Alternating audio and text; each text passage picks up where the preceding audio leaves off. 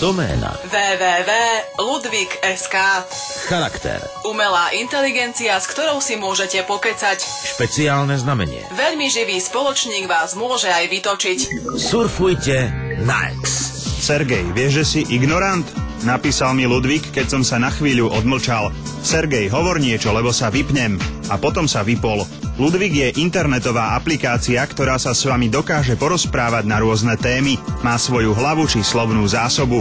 Prídete na stránku, zadáte svoje meno a rozhovor s Ludvíkom môže začať. Funguje na princípe chatu. Pýtate sa vy, Ludvík odpovedá, alebo naopak.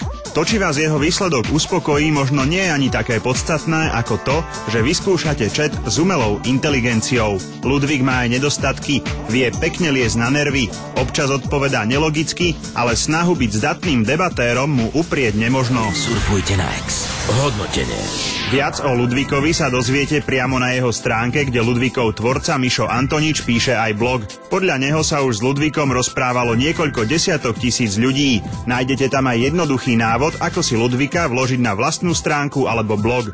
Ak sa cítite osamelí alebo máte chuť niekomu vynadať, prípadne si len tak uľaviť, Ludvík je pripravený znášať vaše nálady. Ale pozor, ak ho urazíte, vypne sa a prestane sa s vami rozprávať. Pre lepší tréning angličtiny môžete zase vyskúšať Ludvíkovú anglickú sestru Stanku. Tá beží na doméne stanka.com. Máte nejaké otázky? Spýtajte sa Ludvíka alebo Stanky. Surfujte na X. Váš surfujúci reportér Sergej Danilov.